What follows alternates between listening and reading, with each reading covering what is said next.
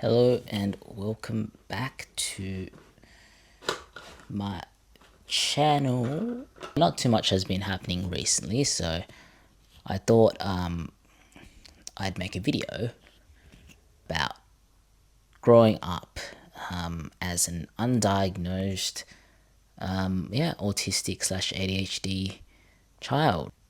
I had a very, I guess, typical Asian Australian upbringing. My parents were immigrants. They came from Vietnam, and yeah, they gave me a pretty, I suppose, normal life. I didn't have any developmental delays. Like, a lot of people think that, oh, if you have autism, that must mean that, you had delayed, speech, or, you didn't respond to, other people much as like a baby. But, I grew up perfectly normal. I hit all my developmental milestones. Any other, I guess, Asian kid. And going to, preschool, kindergarten, like, everything was pretty normal. I mean, I guess I didn't really notice anything, but as part of my autism assessment, like, they sent like a bunch of questions, like, to my dad, and I mean, he did like notice like a few things. Like, I would really pay a lot of attention to, I guess, like, what my teachers were wearing, like, just like little like weird detail. Well, at least according to my assessor, that was quite consistent with like being autistic, like, noticing all those little details that, I guess other kids wouldn't notice. But to my parents, like, that just seemed normal. Like they didn't see anything abnormal about that at all. Anyways, and going further along into my childhood, it actually had a lot of like good fun. Those were probably like some of the best, or at least the most stable part of my life. Where there weren't any dramas or like mental breakdowns or anything like that. My mental health it's very good, which I suppose is, what you would expect from most children that are not like neglected. I was like also like very intelligent. Yeah, it was like a small school, but I was like top of my class for like pretty much everything throughout primary school. I just found like everything like really easy. I enjoyed it as well, which, I think that really helped as well. Like, especially for my ADHD side, like, when I enjoy things, it makes it a lot easier and, helps me focus on it. So I didn't have any problems like paying attention. Instances where I did have, I guess, like, trouble paying attention was like when the teacher would like give instructions, and I don't know, like, sometimes I just wouldn't, I guess, understand them, or I wasn't paying. It was hard to pay attention. I just like forget the instructions, which did kind of make me anxious now that I think about it.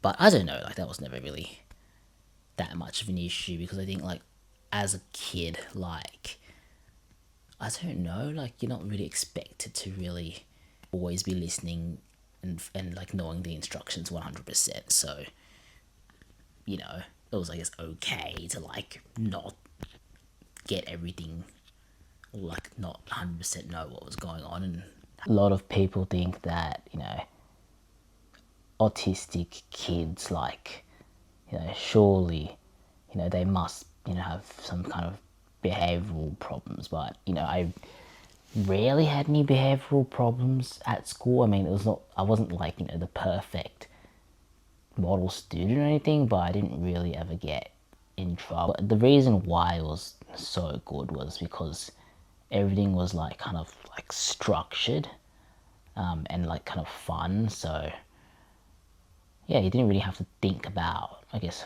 what you had to do. You were just kind of told what to do.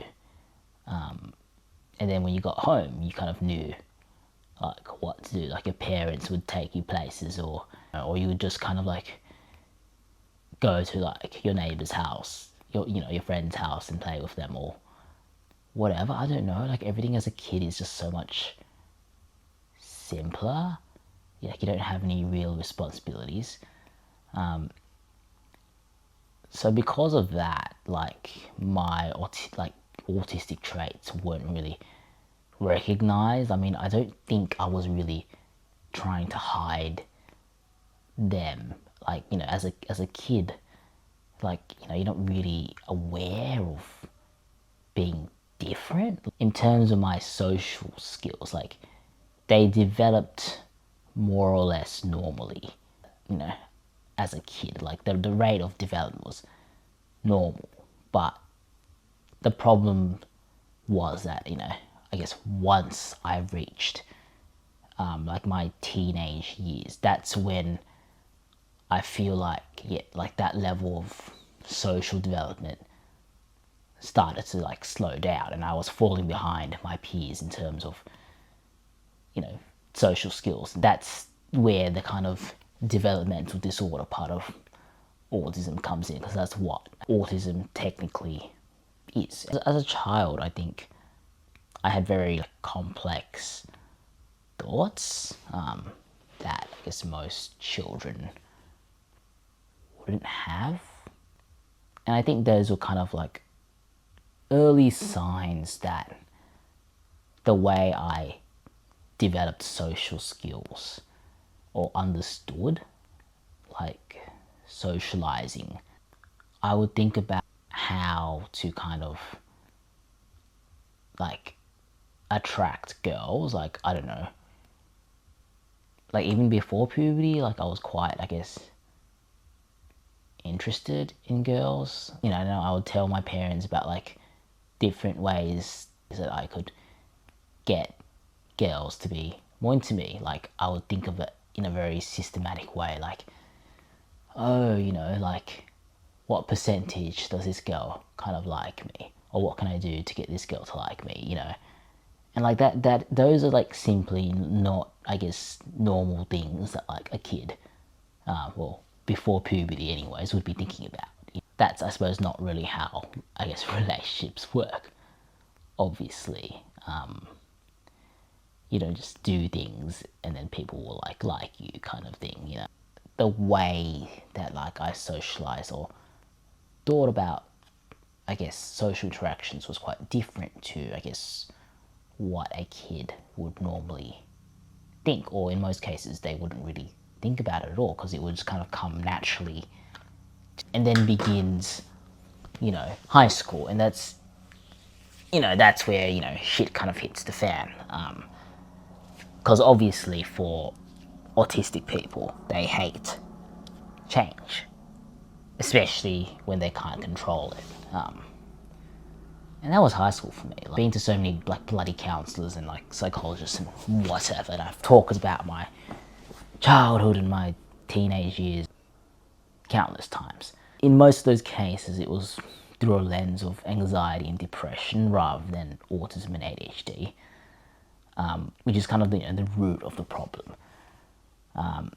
But basically, like, I really did struggle in high school. Like, that's kind of where my autism was really starting to, I guess, cause issues with me. And obviously, the big thing, the big major factor was that big shift from primary school to high school. Like, I just couldn't cope with it. I couldn't process it. Like, it was just way too much change. Yeah, I was like no longer like excelling academically. Like, I went from like top of my class to like slightly above average to basically like not really giving a shit about school anymore. I really struggled to, I guess, stay engaged. I just stopped caring about studying.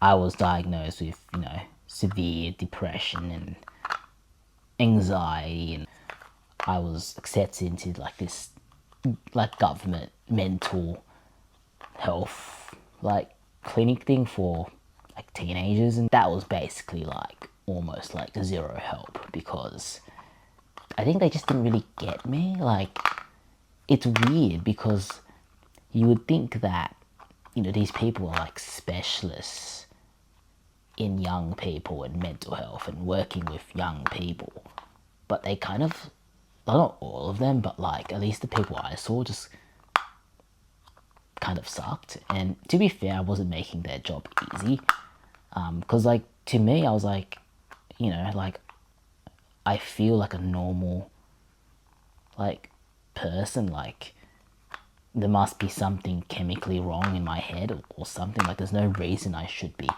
depressed. There's no reason I should be this anxious.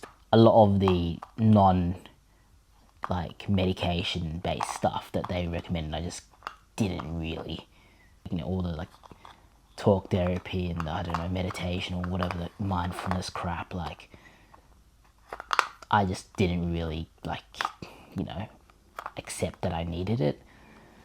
And to be fair, even to this day, like all that stuff doesn't, I guess, help that much anyways. Like, I feel like a lot of autistic people will find that like, traditional therapies and stuff don't work as well. I'm not saying they don't work at all, but it just, I feel like it doesn't work as well. But anyways, like I would have various bouts of just being completely overwhelmed. I mean, I wouldn't say it was really burnout, like at that, things weren't like that bad that I would like have burnout, but it would be like, really, it would be kind of like mini, maybe like like meltdowns or whatever you call them. Like, I'll just be like, extremely anxious and depressed for like a week, I wouldn't be able to go to school for a week, and then I would just feel better like afterwards, I guess, of, I guess not being in like this really overstimulating, chaotic environment that was school. That kept happening until I got a bit older, and I feel like I did learn a few more coping skills, which kind of helped me not get completely overwhelmed by school. But yeah, anyways, yeah, in high school, yeah, I really started to struggle socially, and I felt that something wasn't quite right about me. And actually, I even like suggested to like one of my counselors that maybe I did have autism, and they just like dismissed it, because it's like, how can like this intelligent, like self-aware, kid that can talk to people, have conversations with people, verbalize their feelings, who looks like a normal person? I mean, I guess I look like a normal person, even for people that are like mental health professionals. Like, there's just like so many, I guess, misconceptions about, I guess, what an autistic person looks like. So I had like a bazillion like psychologists and psychiatrists or whatever, and none of them picked up on it. And I don't really blame them, because I think at that point I started like masking as well, which basically means you're trying to look like a normal person or act like a normal person. So I think for me, like, how I learned to talk to people was by observing people and just seeing, what, I guess, people that were like socially successful did and what they said, and then I would just kind of incorporate that into like how I talked or how I interacted with people. Yeah, so that's kind of how I guess, managed to make friends and, I guess, talk and all that. A lot of my sensory sensitivities didn't really come in when I was in high school. Like, I wasn't really sensitive to like sounds. I wasn't very sensitive to light either, but I was pretty like easily distracted. Like the ADHD was definitely there, but I'm one of the, I guess, luckier like kind of autistic people where like, I have a high level of intelligence. So even I could never pay attention in class, and I was like always falling asleep, because not because I was sleepy. Like a lot of teachers thought like I wasn't getting enough sleep, and I would just and I, they would be like concerned about me, and I would say, yeah, I'm like I'm sleeping fine. Like even though I feel like I'm not awake, but I'm sleeping fine, which is classic sign of ADHD. But yeah, I kept falling asleep in class, but cut off there because my phone ran out of battery. But basically, I think that was, my teenage years in a nutshell. I did continue talking about my experiences with girls, which, if you guys want to hear about, just let me know. I'll probably make a separate video about that. But aside from that, I pretty much covered everything. So yeah, if you've made it this far and you haven't subscribed yet, yeah, go ahead and do that, because that really helps me. Or just leave a comment, like, whatever. And yeah, thanks for watching, I guess. Peace out.